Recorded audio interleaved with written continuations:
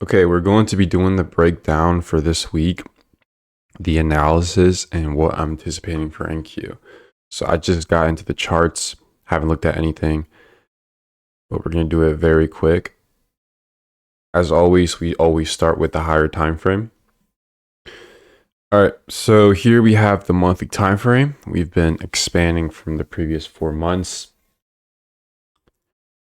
Realistically, if price is likely to continue going higher, then I would just like to follow the higher time frame trend. I'm going to drop to the weekly time frame. So here on the weekly time frame, we have this weekly fair value gap right here. This week or the previous week did not come down to rebalance this weekly gap. So it's going to be interesting for this next week because we could just print for this upcoming week and then come down lower into this weekly gap. So this is honestly the more higher probability scenario for us to likely occur for this week, considering that we took the previous week high like this, and we pretty much came down and closed below the previous week high back into the range. So this could just give us a potential reversal to then target this low right here for this next week. So the opening of the weekly candle, the overall drawn liquidity being this low, that aligns with this weekly fair value gap.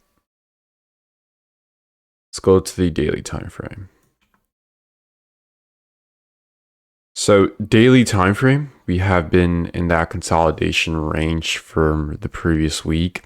So you have Monday, Tuesday, Wednesday, high week, Thursday, Friday, back, returning back into the range. So we've been just trading around the weekly open. So this whole thing right here is just a range. Just a range right here. So what do you expect from a range, right? You expect price to at least manipulate or take a low or a high, right? Or let me see if I can do it like this instead. If we know that this is a range, right?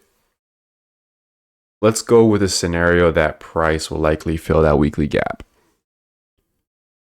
So let's mark out the previous week low. So this is the weekly gap down here. I'm going to mark this out as the weekly gap.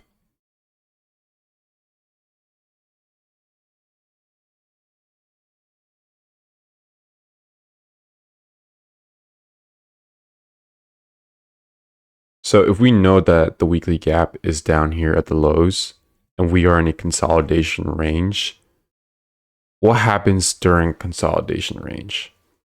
So price consolidates, right? In order for us to expand higher, we need to manipulate lower for us to then continue going higher. This is your classic AMD. So if we're in a consolidation range, the more higher probability scenario, if price is bullish, is for us to consolidate, look for an external low, whether it be this gap or somewhere around the range. But what I'm looking more towards is this weekly gap. So price to consolidate, coming down into the weekly gap, seeing some kind of lower time frame shift, and then continue going higher. Because if price is bullish and we want to follow the higher time frame trend, and we are in a consolidation of price delivery on our daily time frame, the more keys or higher probability scenarios to look for that weekly gap, manipulate into it for us to then distribute back to all-time highs.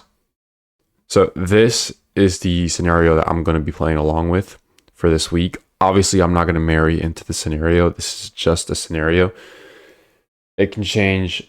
It could do something else. It could keep going higher. But the scenario for me being bullish is something like this, where we just consolidate, look for an external sweep to the lows, preferably this weekly gap, and then go for all-time highs again. So I don't need to drop lower into the 4 hour or the 1 hour. But the daily just tells me enough of where we are in price. But obviously, if price just wants to respect and continue going higher, then yeah, I can do that too. But that's all I'm seeing as of now.